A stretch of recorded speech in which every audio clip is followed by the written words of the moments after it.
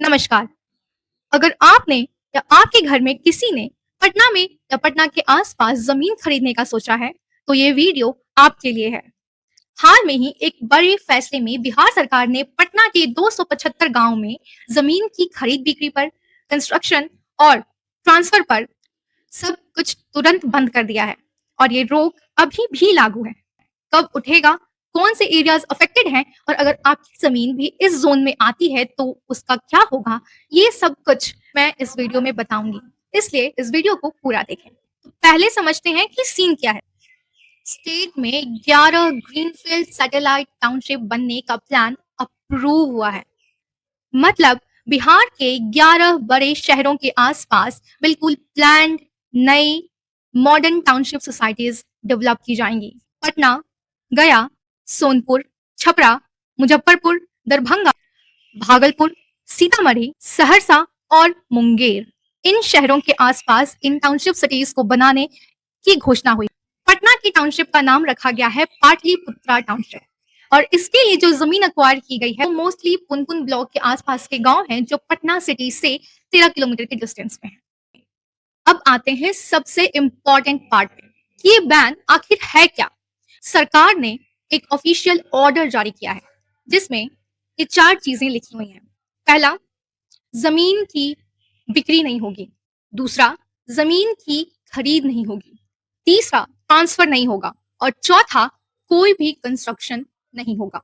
ये बैन तुरंत ही लागू कर दिया गया। तो इसलिए जो भी लोग इन एरियाज में डील करने की कोशिश कर रहे थे उनका कोई काम नहीं होगा, यानी रजिस्ट्री बंद कर दी गई है और सब रजिस्ट्रार ऑफिस में डॉक्यूमेंट्स एक्सेप्ट नहीं करेंगे। और ये बैन तब तक रहेगा जब तक इन टाउनशिप्स का मास्टर प्लान जारी नहीं हो जाता। सरकार ने मास्टर प्लान की डेडलाइन दी है 31 मार्च 2027। तो कम से कम ये सिचुएशन अभी इन अफेक्टेड एरियाज में कम से कम 1 साल तो रहेगी ही।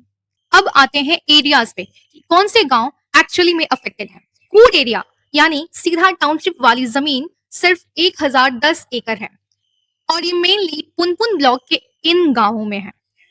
लेकिन मेन एरिया बहुत बड़ा है, 81,730 एकड़ और इसमें 275 गांव आते हैं। और ये गांव पुनपुन, फतुहा, संपतचक, पटना रूरल, धनरुआ, दनियावा, मसौरी और फुलबारी ब्लॉक्स में आते हैं। तो अगर आपका गांव भी इन 8 ब्लॉक्स में से किसी एक में है तो ये चेक करना बहुत जरूरी है कि कहीं आपका गांव भी अफेक्टेड लिस्ट में तो नहीं आता। मैं नीचे डिस्क्रिप्शन में लिस्ट का रेफरेंस दे रही हूँ जहां से आप चेक कर सकते हैं और ये पता लगा सकते हैं कि आपका गांव उस लिस्ट में आता है या नहीं। ये सब सुनकर लगता है कि ये तो प्रॉब्लम है, लेकिन एक एंगल और भी है। ये टाउनशिप सिर्फ घर बनाना नहीं है। गवर्नमेंट का प्लान है कि पाटलिपुत्रा टाउनशिप में एक स्पेशल फिनटेक सिटी होगी, यानी आईटी और फाइनेंस सेक्टर्स के लिए एक स्पेशल जोन, स्पोर्ट्स सिटी होगी, लॉजिस्टिक हब होगा, जुडिशियल एकेडमी होगी और ये सब वाराणसी के काशी विश्वनाथ कॉरिडोर की तरह एक प्लान्ड डेवलपमेंट होगा। मतलब फ्यूचर में ये एरिया पटना का एक्सटेंडेड वर्जन बन सकता है, एक प्लान्ड मॉडर्न सिटी। और तो और जिन लोगों की जमीन इन एरियाज में है उन्हें वहां कंपनसेशन मिलेगा एक्विजिशन के बाद, और इस डेवलपमेंट के बाद उन एरियाज में जो प्लॉट्स मिलेंगे उनकी वैल्यू नेचुरली ज्यादा होगी, बढ़ जाएगी। तो ये बैन एक प्रॉब्लम भी है और साथ ही साथ एक अपॉर्चुनिटी भी है। डिपेंड करता है कि आप कहाँ खड़े हैं और आप इस चीज को कैसे देखते हैं। तो अब बात आती है कि फाइनली हमें करना क्या चाहिए। तो जिन लोगों के लैंड इन एरियाज में है, सबसे पहली बात तो आपको घबराना नहीं है। एक्विजिशन तब होगा जब मास्टर प्लान फाइनल होगा। अभी सिर्फ बैन है, जमीन आपकी है, आप उस पर रहते हैं, आप उस पर अपने कार्य करते हैं, खेत चलाते हैं, ये सब कुछ होगा, सिर्फ खरीद बिक्री बंद है। दूसरी बात, अगर आप इन एरियाज में लैंड लेने की सोच रहे हैं तो अभी थोड़ा रुक जाइए, क्योंकि रजिस्ट्री अभी बंद है और चीजें थोड़ी अनफाइनलाइज्ड एंड अनऑर्गेनाइज्ड हैं, तो हो सकता है कि आपके पैसे फंस जाएं। तीसरी बात, अगर आप पटना के किसी और एरिया में जमीन लेने की प्लानिंग कर रहे हैं तो बस एक काम करें कि उस एरिया, जिस एरिया का आप सोच रहे हैं, उसको चेक कर लें कि कहीं वो अफेक्टेड एरिया के अंदर तो नहीं आता।